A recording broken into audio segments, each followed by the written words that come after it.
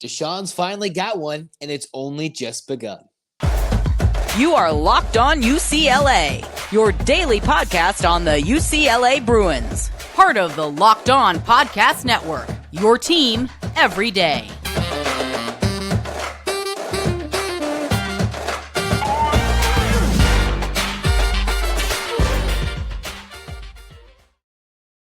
Welcome, everybody, to this edition of the Locked On UCLA podcast. I'm your host, Zach Anderson-Yoxsimer. Thanks for making this show your first listen each and every day. It's free wherever you get your podcast, and it's available on YouTube. Like, comment, subscribe. Thanks for your support. And this episode's brought to you by Game Time. Download the Game Time app, create an account, use the code Locked On for $20 off your first purchase.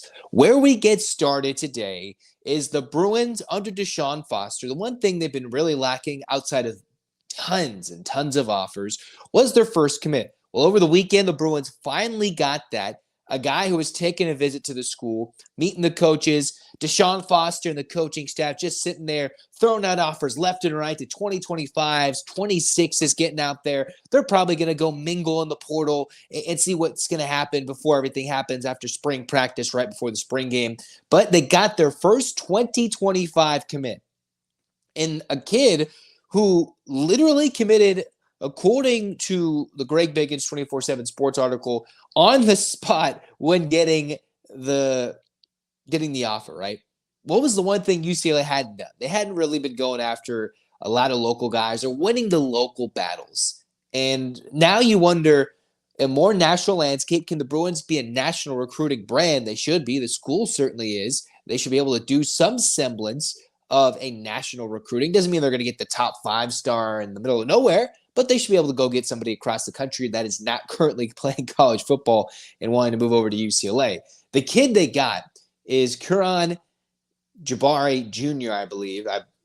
Hopefully I'm saying his name or I'm not, but he's a kid from Temecula, Chaparral DB, who in Jabari committed, then went public later. And I know we don't got any booms anymore, right? There's no more boom shakalaka, no booms from Ethan Young because he's no longer on the staff. But as I said in the last Locked On UCLA episode, a lot of changes in the coaching staff, changing guys, changing who the director of recruiting was, replacing the new hire, Darren Usher, replacing Ethan Young, getting his guys in to make it happen. And not only is he getting his guys and the staff, now they're getting their guys coming to UCLA. This is a kid in Jabari who is a defensive back, very physical, according to Greg Biggins, 31 tackles, 10 passes defended, a pick in his junior season. Talked about, quote, in this article, they like me as a corner. I really like the DB coach in Whitfield. You've got a Kaika Malloy. They got great guys. I'm excited for the team. And he talked about liking UCLA. This is a guy who's 6'1", 185, solid as a corner, not 5'11". Hopefully someone, maybe that might grow over the next year and a half, 2 years from the time, if he does eventually go to UCLA, and has elite speed. 11 seconds in the 100 meters, might be sub that in a later track meet, about a 22 and a half seconds, a little more than that for his 200-meter run. This is someone who had offers to ASU. All right, Colorado State, Michigan State, Oregon State, did different places, right? Michigan State's probably the biggest standout in that list alongside UCLA. But he talked about wanting to stay home. What DeShaun Foster can do is construct a roster with kids who are very, very good in their own backyard. Now you can get some NFL flavor, go get some talented guys across the country as well, but you've got to bring in the mix of the local folk, to bring in some love from the UCLA fan base for the SoCal kid, the guy that's going to grind it out, build and build and build, and do something that I know while Chip Kelly tried to build and design a program that went with a lot of no stars, 3 stars guys that wanted to build on growing throughout their 3-4 years, DeShaun Foster can get some talented guys in the back in this whole greater Los Angeles region. And he's doing that with his first commit. And if you keep looking, you blink and you miss. All of a sudden, he's probably thrown out 3 more offers, right? You can go like, hey, you want to come to UCLA? Hey, come here. What's the youthful infusion of energy you bring in with DeShaun Foster versus the Chip Kelly retirement plan or wanting to go coach at Ohio State? Someone that's going to go out there and recruit the high school kids, right? Even Eric Sondheimer of the LA Times saying this is very Terry Donahue-esque, right? You look at the two coaches Foster's being compared to. No experience, coming in, UCLA ties, Karl Dorrell, Terry Donahue. Obviously, the landscape is very different between when those two guys coached at UCLA, between the NIL, the portal, conference realignment. But sometimes you can do an old school approach with some new school ways mixed in. I would think Foster, who's been around, literally seen the changes of the college football recruiting landscape in front of his very eyes, knows where they were lacking in the Chip Kelly era. Absolutely knows where they're lacking in the Chip Kelly era. So you go out, you bring in a conversationalist style, which is probably pretty easy compared to what they had with Chip Kelly, who, was clearly interviewing for the NFL jobs and then deciding, I'm kind of recruiting, but I'm using that more as an NFL interview trip around the country versus going out and recruiting kids. DeShaun Foster wants to be committed, make it happen. Putting it out there in 25, 26, we need to be ready to compete for Big Ten life going forward with all the money in the infusion. Let's try and upgrade the facilities and everything, build that up. So Foster gets his first commit, and hopefully there'll be more. And hopefully there'll be a better way to communicate, because we loved Ethan Young and the booms and everything, getting told, all right, the Bruins got to commit. Now, when's the first big swing? When is he going to go in the portal and all these things? It's up to Foster to start building and literally, pun intended, fostering relationships. Because the Bruins, I keep reading and you keep knowing, they half-heartedly went after kids in their own backyard. They just did not care. In Chip Kelly's era, that's kind of how it was. And that's how the fan bases turned and how the high school kids turned. Of course, it's obviously very different. Everybody wants to go to the Mater Days and the Boscos of the world. They don't want to stick around and play the local schools. They want to go to the Alabamas. They wanted to go to Michigan with Jim Harbaugh. They want to go to these places and congregate and then leave and then come back and then leave. That's how it goes. But you build a relationship. You offer the opportunity for great education. UCLA can play some big-time football, and they will be playing some big-time football. There are still those 4 letters, right? It's still a name. Now, we want to make it big-time in football, and DeShaun Foster has that opportunity. Obviously, one commit's not going to completely change the program or be as eye-popping as a 3-star DB out of Temecula, but it's the beginning of something. And that's what DeShaun Foster is, the beginning of a new movement, a new wave of UCLA football, a new era, which was already beginning going to the Big Ten already. Now, it's more imperative to completely shift the narrative of not experience. You got Bieniemy. You get a guy who's already been a defensive coordinator hired before DeShaun Foster was there. You bring in some talent. You get some good recruiting. Bieniemy sticks that world champion ring on some of the recruits' fingers, right? Get them, look, this is how we do it. Schmooze up to the recruits and their families who don't need to ask the word NIL as the first question out of their mouth. Relationship building. Offer them more at UCLA. Bring it. And maybe they can build a program around that. One commit, the first one for DeShaun Foster, I believe 2 known verbal public commitments so far for 2025, because the Bruins got one before Chip left. They have one, so technically 2. We'll see how that plays out and what it looks like throughout the development of the rest of the spring and the whole year and a half, year and 3 quarters till we even get to the 2025 season. And remember, they moved up early signing day, right? They moved that up. That's going to be before the conference championship. So it'll be even more hectic before the bowl season and coaches switch around again.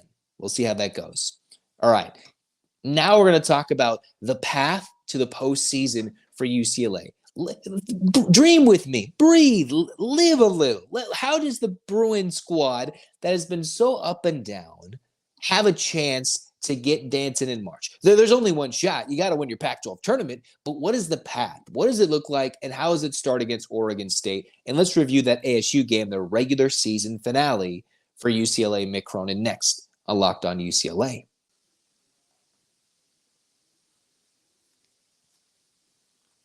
Fire TV is your destination for sports. From live games to highlights to in-depth analysis, Fire TV offers amazing viewing experiences with smart TVs, as well as the Fire TV stick. So you can plug in your TV into an existing TV that provides access to millions with an M of movies and TV episodes, as well as free and live TV.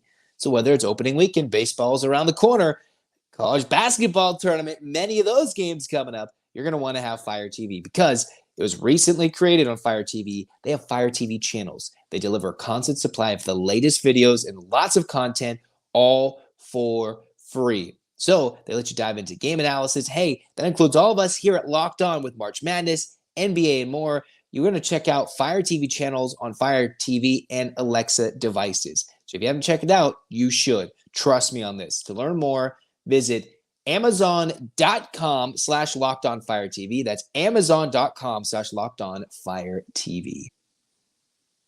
Okay, maybe you want to go from watching the game to watching it in person. That's where Game Time has got you, and they fit all your needs right there. Because you shouldn't worry about buying tickets to the next big event. Hey, the tournament's coming around. Playoffs are coming around.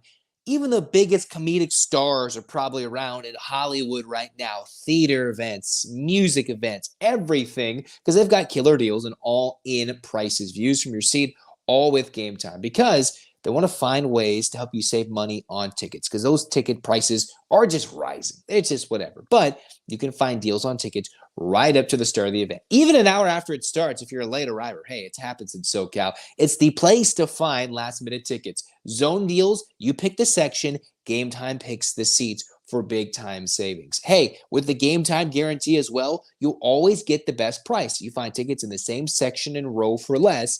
Game Time will credit you 110% of the difference. Take the guesswork out of buying with Game Time. Download the app. Use the code LOCKEDON for $20 off your first purchase. It's Locked On, LOCKEDON, Locked On, $20 off. Download Game Time today. Last minute tickets, lowest price guaranteed.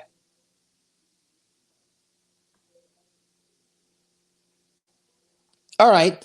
Second segment here of the Locked On UCLA podcast. I'm your host, Zach, welcoming you back. And hey, what are we doing right now? We're talking men's hoops, which has been what we hope to be a much more entertaining year. It just simply hasn't been. It's been, entertaining.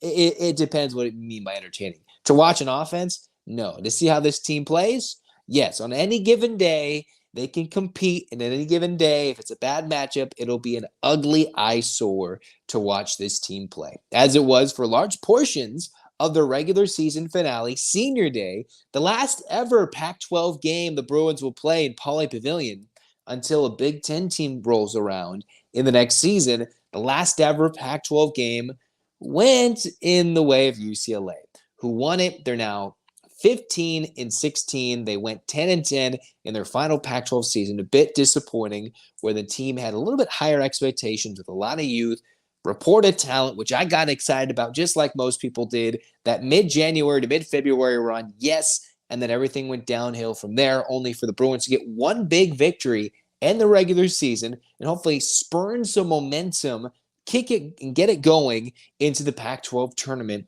in Vegas this upcoming week. So UCLA wins 59-47 against ASU. Let's take a look at that really quick. Not the most excitable crowds, but they were there nonetheless and had more to cheer about than the Arizona game. The Bruins down big, all of a sudden going an 18-0 run, right? And then ASU comes back in a big spurt, and they're up by 4. UCLA forgets how to play offense in the second half, and all of a sudden it's like, all right, what are you going to do? What are you going to do this time? Another 18-1 spurt. ASU this time didn't have 30 technical fouls like they did in that first game in Tempe when the Bruins are down big. ASU had a lot more hype riding on them when they were close to the top of the Pac-12 at that time, early January, and that kicked off the UCLA run with a win over ASU. No, the Bruins then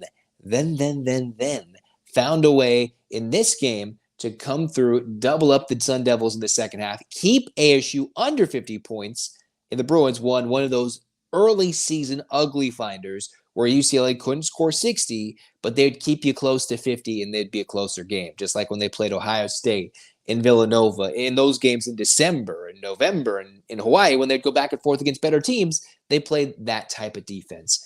In a game where ASU was without their second leading scorer, he literally quit right before the game to go pro, practically, right, I believe.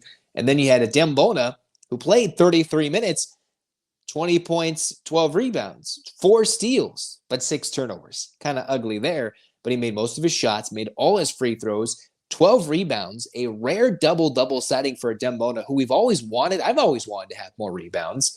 And I think I saw the stat. It was only the 6th time Adem Bona had double digits in the rebounding category. Really odd, right? Really odd that he has not been able to be that more consistently, yet he got the job done there. A couple of offensive rebounds. More importantly, he hit all his free throws because he gets hacked crazily down in the paint. If he makes his free throws, free points, the Bruins need those points. You mixed in Lazar Stefanovic, who hit 5 threes for a team that just couldn't do so before. You got Dylan Andrews who hit a couple of threes, and those 3 combined for, of the 16 assists for UCLA, 14 between the 59 points. I'm doing quick math off the top of my head. 48 of the 59 points. So they assisted in a lot of the points. They scored most of the points and were key defensively for UCLA's success as well. I know they had Logan Cremonesi step in as a starter on senior day. We saw a lot of good minutes from Bedeke, Biotangel, and then everything for the Bruins went a lot better. Noah Diamara in this game. Still, Brandon Williams put in some minutes, McClendon, and then Sebastian Mack, not the best shooting day. And I've seen a lot of complaints about his terrible defense, one of the worst defending guards Mick Cronin's probably ever had. But all the offseason, Mick Cronin talked about was his need to score and the need for the Bruins to score. He probably knew a long time ago, Mick didn't let us in onto it, that his team couldn't shoot unless Lazar hits a bunch of threes, and then you've got Mack if he's hitting his shots. But mostly the Bruins led by Bona, Stefanovic, and Andrews. And when those 3 are going, then the Bruins can get the job done. Because I think the number in that game, hearing on the broadcast, was what? For a long time, they only had like 1 bucket in the paint inside the arc outside of Adem Bona, and that was like 10 buckets, and they couldn't hit a shot inside the paint. But all their shots are made from 3 because they hit 18 field goals, UCLA did in this game. 11 of them were threes. They shot better than 50% from 3 and yet scored less than 60 points and shot more than 16 free throws. Well, when does that math ever make sense? When? It doesn't. It's just goofy nonsense for this team that beats an ASU team that just can stumble out of bed. You never really know what happens when ASU comes to town. Now we go to Vegas. The Bruins are taking on Oregon State. With the win and how things played out, the Bruins are the 5 seed in the Pac-12 tournament, which means they got a solid opening round game. I would say, Oregon State had a little flash there. They've even beaten Arizona. So you got to think the worst team in the conference beat the best team in the conference. That's how wide open this conference tournament can be. Now, do I think Oregon State can go on a run? Do I think Washington, Stanford, ASU can go on runs? No, but clearly these are teams that could probably put some fear into the bubble team's eyes, or these 3 or 4 seeds in this conference tournament that could try and win 3 games in 3 days. UCLA has to win 4 in 4 days starting on Wednesday, March 13th, right? So first, UCLA, they win. They would play Oregon State. You can beat them. Then you get Oregon in a quarter. You beat them, and all of a sudden it sets up a semifinal matchup versus either Arizona, USC, or Washington. Most likely Arizona for the 3rd time, but it would be fun to see if SC upsets Arizona for the 2nd time in less than a week. UCLA, SC in a semifinal. Man, that would be interesting between 2 teams, contrasting styles, maybe at full health, with all to play for in the Pac-12 tournament. That would be fun. But let's not get ahead of ourselves. Oregon State, the Bruins swept them. In my mind, obviously UCLA will be favored. I think this is a good portion of the bracket for UCLA to get to the semis. The Bruins can beat Oregon State. They can definitely beat Oregon. They've proven that they can do so. It's a neutral court. Although Oregon's going to be playing for their lives, they want to exact revenge for last year's Pac-12 tournament semifinal or quarterfinal. I forgot when it was. Blowout. The Bruins need 2 dubs, get rolling, and hopefully they have enough steam in the semis. Maybe you hope for an upset of Arizona in the quarters, and you get somebody who's riding high and just as tired as UCLA is on a Friday early evening tilt in the Pac-12 semifinal. But most importantly, it's going to largely come down to, 1, can the Bruins play good defense? If one of these teams gets hot, it could be Oregon State. It could be Oregon. It could be Kuznard from 3. Maybe you get lucky and you're getting to a semifinal. You're getting down to the nitty-gritty, and you're on the verge of maybe, if they're playing extremely well, making it to a Pac-12 tournament championship game. They've got to play consistent defense night in and night out. Because this team is not going to outscore anybody on 4 consecutive nights. On 3 of the 4 nights. If they're lucky, they can outscore somebody 1 of the 4 nights. Once. An outscore, I mean like winning 85-84. That is outscoring somebody in UCLA. And that's not in a triple overtime. We're talking straight up. They're shooting threes like they were, knocking them down at Arizona in the first half type of outscoring teams. They've got to be able to play good, conscious defense all 4 nights. Rebounding, take care of the basketball. Will we get mid-January to mid-February UCLA, or will we get mid-February to mid-March UCLA? Which team are we going to get? Are we going to get winter UCLA, fall to winter, November? All those missed opportunities where they play a close game and blow it? Or are we going to team that, both LA teams, interestingly enough, in my mind, they could probably go on a run dangerously in this Pac-12 tournament. UCLA was a couple of wins away, a couple of choked dubs away from being a top 4 seed and getting a bye to the quarters. It's not the case, but how things played out, UCLA is on this half of the bracket, which Arizona in the semis isn't a good draw if that's how it plays out. Yet, I like the fact that they get one of the early games on the Wednesday, come through, get the job done, don't fall asleep in a sleepy crowd with Oregon State there. Next day, close to 24 hours of recovery, they try and knock off Oregon. I think the Bruins can do that. Realistically, I think UCLA can get to a semifinal and break our hearts in a semifinal. Now, are they capable of losing to Oregon State? Yes. Is UCLA capable of playing Mick Cronin crazed defense and playing up to it for a weekend and winning all 4 in 4 days? They are. This team, despite what they've shown, or maybe what they've shown, probably what they've shown, is they are capable of winning this Pac-12 tournament, as they are to just losing and wiping out in the first round of the Pac-12 tournament in their last ever Pac-12 games or game. It's going to come down to UCLA one game. If they're going to win all 4 games, you're going to have to outscore somebody one of these days. They're going to have to go out and shoot the lights out and win a game where they can't play defense. They're going to have to win a close game where they're playing great defense, a rock fight, if you will. And then they're going to have to play one of those solid, grinded out, win the last 5 minutes of the game where they hit their free throws, hit clutch jump shots, and don't blow the lead in the final moments. Whether it's Utah, whether it's, you name many of these games this year, they're going to have to come back, fight, and win a close game at the end. Because they've been in it against top 25 teams, top 10 teams. Teams who are even better than what their records indicate in this conference tournament. They've been in these games. Now they've got to go do it. Their path starts with Oregon State Wednesday. We'll be here. We'll talk about it. We'll react to it. And we'll be excited or disappointed every step of the way. And then as soon as the season ends, probably before April, but who knows, as we've seen with Mick Cronin, it's transfer portal time. It's what does this roster look like in the Big Ten? And we'll be here for it next. But next up is the UCLA women, who dropped a heartbreaker to USC. But next up is the NCAA Tournament, where maybe they get a lucky chance at a 4th crack at the Trojans, and UCLA is playing to get to the more important Final Four and NCAA championship game with the team that can absolutely do it here on Locked On UCLA.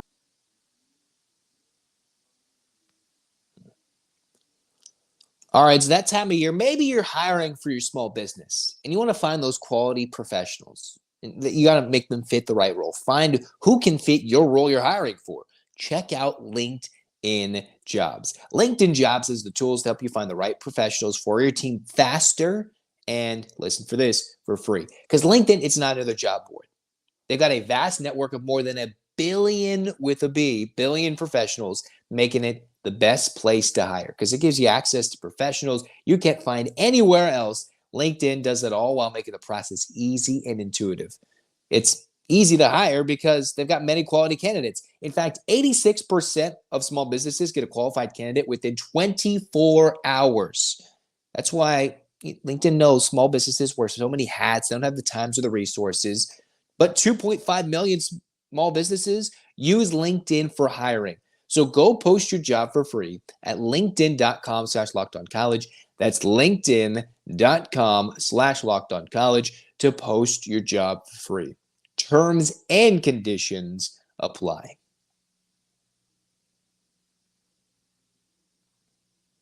All right, here we go. Wrapping things up on the Locked On UCLA podcast. Zach Anderson-Yoxsimer with you guys.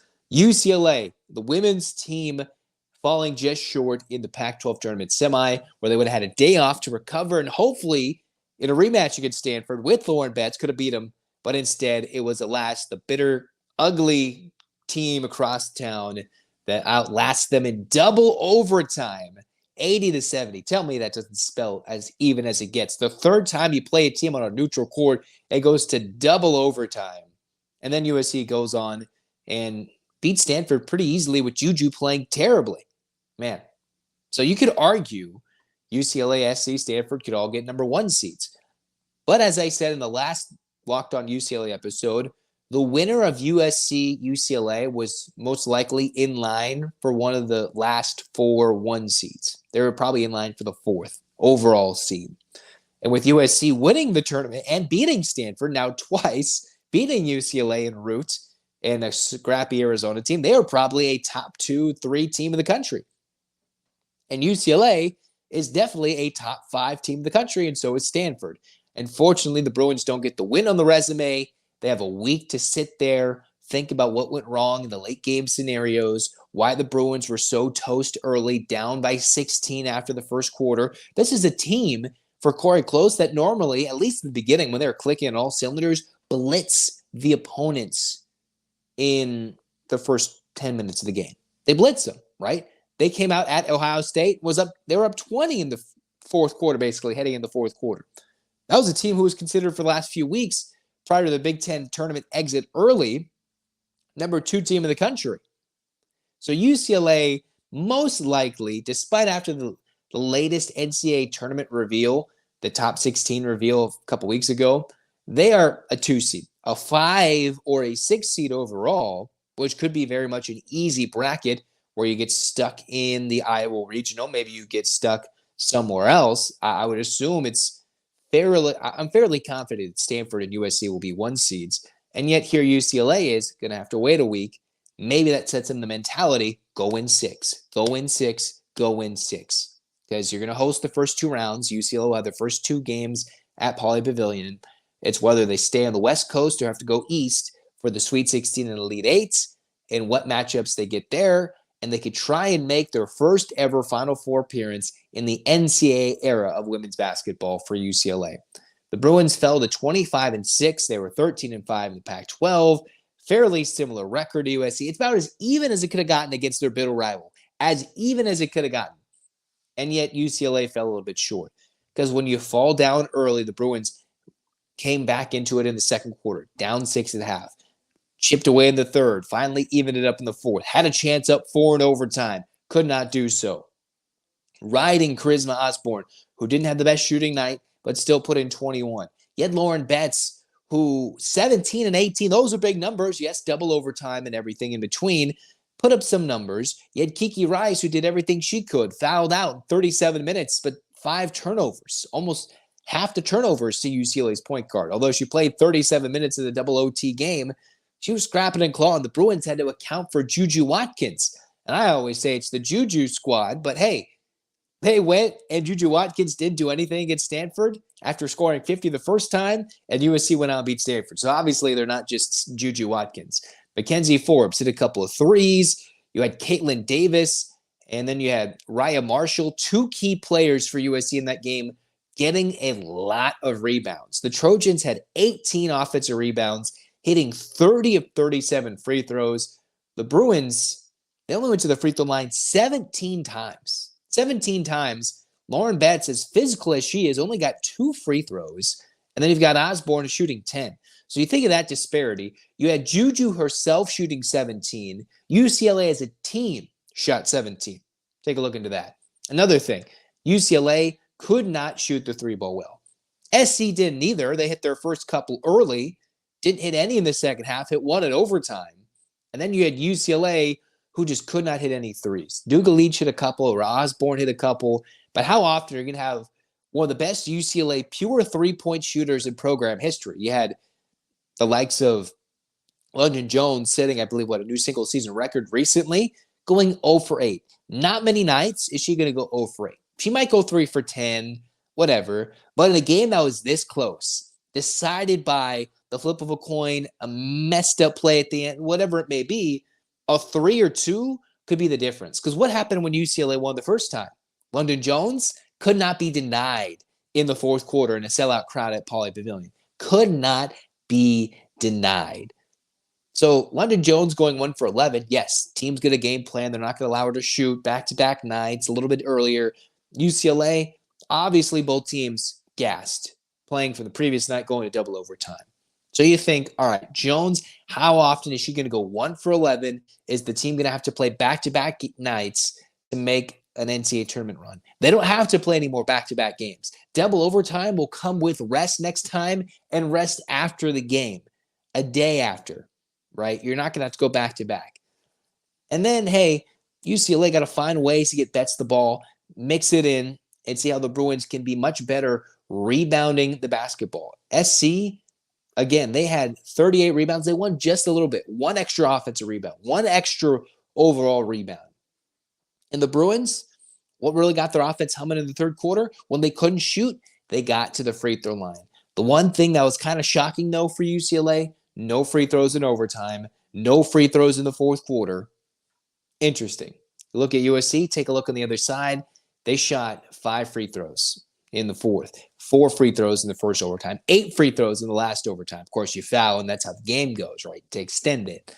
Still, they shot a bunch more free throws than UCLA, even if you take out overtime free throws. So it's still a big disparity. But these are as even as it gets. Even as it gets.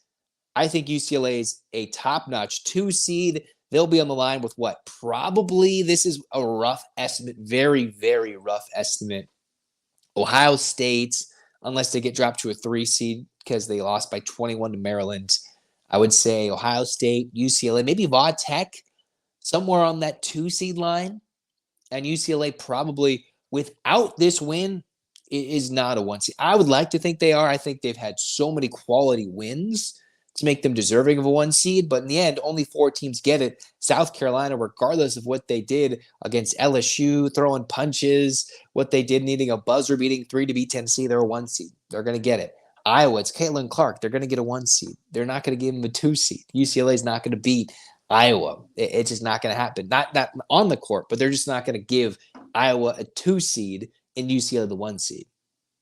And UCLA can't have the argument over SC and Stanford, but they're a high-quality 2 seed. They should either be the 5 or 6 overall seed, hopefully slotted somewhere in the Iowa Regional, and then you go beat them in Elite 8, end Caitlin Clark's career early, and then send themselves off to the Final Four, where it could be 3 Pac-12 teams and South Carolina, or some people are thinking South Carolina's a fraud because they could barely beat Tennessee on a wide-open 3 at the buzzer by Cardoso.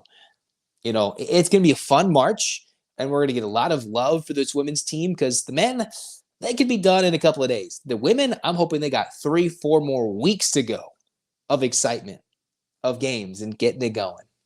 I cannot wait, and I hope this team gets to Cleveland and plays on that championship night.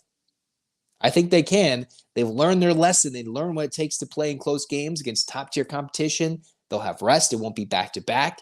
Probably not the same teams that have game plans like SC's played for 3 straight times. You'll be playing teams that doesn't know what the buzzsaw that is Lauren Betts, Osborne, Kiki Rice, Jones, Dugalich. That's just, you got different players. Not even forgetting Gabby Jaquez. You got a lot of players that you got to count for. I don't think teams that haven't played UCLA 2 or 3 times are going to have the same type of game plan for this team in the NCAA tournament. I just don't think so. So I think UCLA and Corey Close, they're going to keep going as far as they possibly can. All right? And we've gotten as far as we possibly can on this podcast. So, Locked On UCLA listeners, get your hands up. Get your hands up, Bruins fans.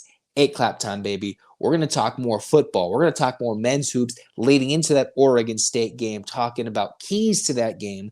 And then we're going to talk about the women if they got more bracketology updates until they eventually release the brackets. And most importantly, enjoy the best 3-4 week stretch in sports. It's March Madness. Conference tournament starting and some have ended. Most of them playing this week, getting a lot of TV time this week, a lot of screen time over the next few weeks. 8 clap time, baby.